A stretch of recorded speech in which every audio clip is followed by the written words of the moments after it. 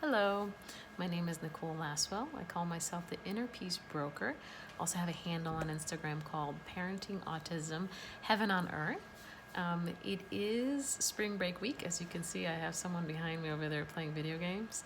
You might hear some stuff, but I figured I'm doing well with making sure that I get these videos done for you. So, plus, sometimes it's funny what comes out of these guys while I'm trying to do stuff here.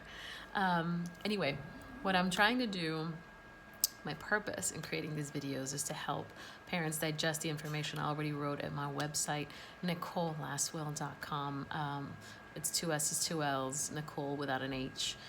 And the Parenting Autism blog that I have on there. I wrote a top 10, and then I went ahead and expanded on each top 10. This is the 6th blog that I wrote. This one is Take Time for Yourselves as Parents, Together and Separate, No Excuses. How I premised this blog specifically is to kind of show you the stress that a parent with a nonverbal child on the spectrum can go through, especially at the beginning when they're 2 or 3 years old. But if it's not checked, it can continue because it's all about those behaviors. If they don't know that certain boundaries are being passed, or they don't know how to learn how to be in the world, then they can continue as adults. So this is why it's important to get those therapies. Anyway, going back to what the parents go through, that I don't know if this is where I feel like I can be of most support. These kids have all the support. I feel like us parents need to be there for each other and know that there are different ways of doing this. It's a spectrum. Each way to do it is our own way to do it, right? Whatever works for you, that's it. You don't have to worry about anybody else. If you have peace at home, then you don't really need me. This is just me because people have told us the boys are doing so well. We're doing so well. And so let me start off with what it was like when Will was about 2 or 3 years old. I would be in the kitchen and making lunch, and all of a sudden I would hear these blood-curdling screams like something out of a horror movie.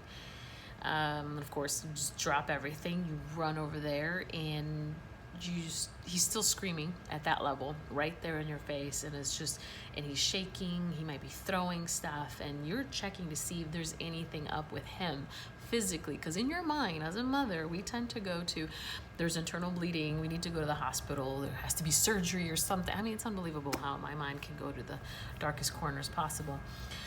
And so you have that stress happening at you, and then you have your whole adrenaline just going haywire, and you just don't know what to do. You're supposed to appear calm. You're not calm, right, inside. So all I could do was I would grab him, turn his back to my chest, so he would be looking outwards. I would take his arms and cross them in front of him, and then I would cross my arms. So it was basically the bear hug. And then I would just rock quietly, try to find ways to, because he was full on crying, screaming, and then all of a sudden, after 20 minutes or more, he'd finally melt, and we would be walking on eggshells the rest of the day because he was still stuck on something and it had happened, and he couldn't tell me, and I would have to kind of be very much a detective, investigate what was going on, but it didn't matter really, because what mattered was that we were both shaken up.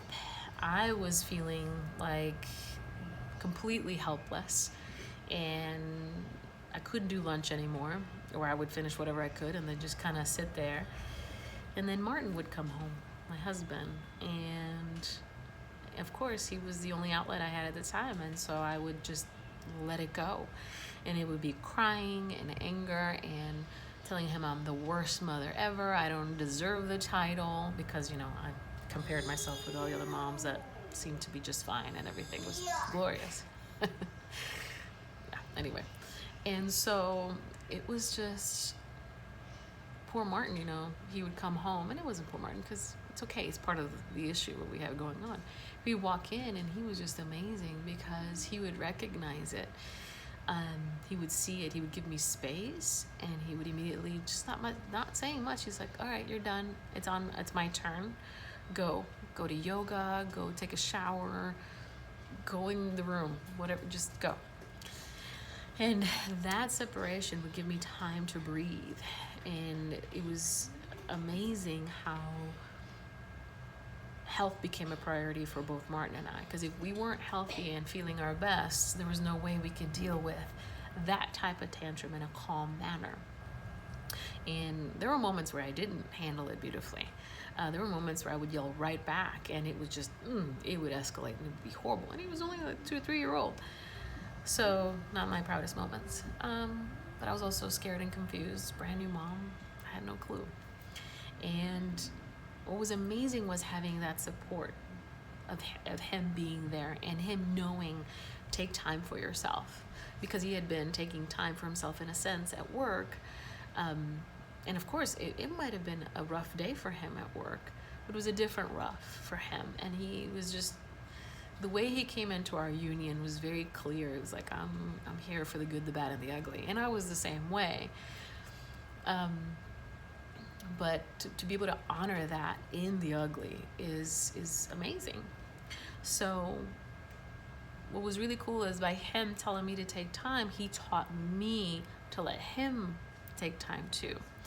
Because at the beginning, when we started dating, oh my gosh, 20 years ago, been married 15, I had a tough time. I had a very difficult time with him going out with his buddies. And it wasn't so much a trust issue. It was a feeling of abandonment and a feeling of being left out. And for me, I realized when he started letting me take time for myself and that I needed to return the favor to him, it was really hard for me because of these feelings of abandonment. And I was getting tired of feeling that way every time he went out to go have fun with his buddies playing poker or whatever it was that he was going to play at, or just go have a drink with his buddies. I had huge fears of being abandoned. So I was like, I'm tired of that. I don't want to feel that anymore. So I went within, and I was already doing yoga and meditation, and I had a way later on through theta healing and access bars and all these other things that I offer. I learned that these were deep-seated and that I could release them. So what was really cool was that as I got better and better at releasing these feelings, I got better at letting him have his space. And there was one specific moment where he was invited to go to a lake house for 4 days with his buddies. And I did not text or call him once during the whole 4 days. I was surprised at myself, honestly. I didn't know I had that in me. And I didn't even feel like it. I was happy for him. I was like, yes, enjoy your time.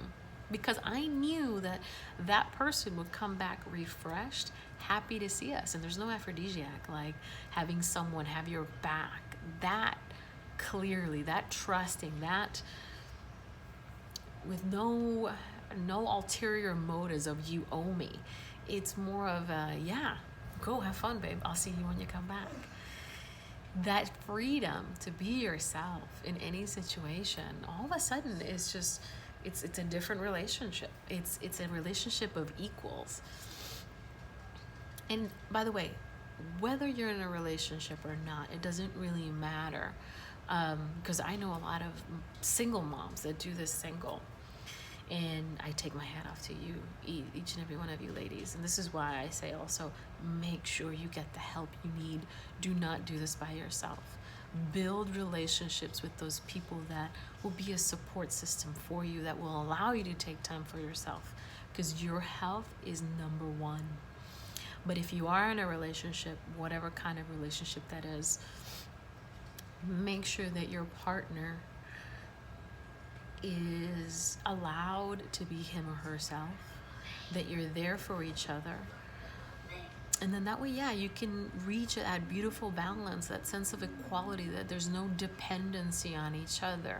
You're happy for each other. You're happy in each other's successes. There's an acknowledgement of each other in this relationship. And the kids feel that. That's what's amazing.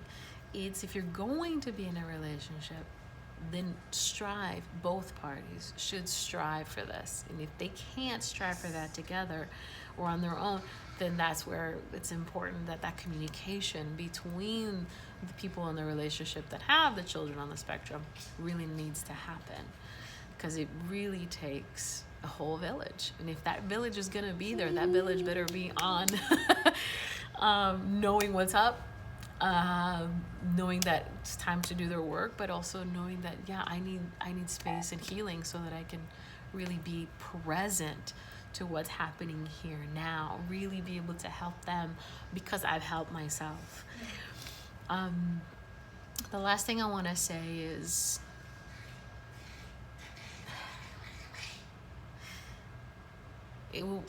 whatever your situation, know that a life of love, light, and abundance is totally available to you.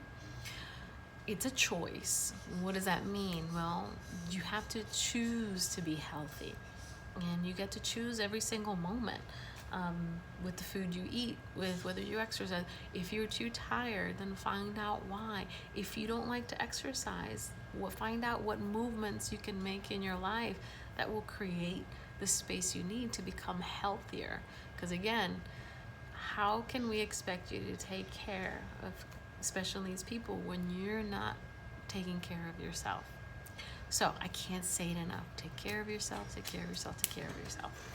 And know that it's possible to have a beautiful life. And give yourself a pat on the back for everything you've done so far. You're doing awesome. So, love, light, and blessings to each and every one of you.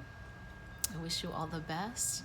May your communication between relationships, all relationships, romantic or not, be one of clarity and healing and understanding, so that everyone around you can benefit.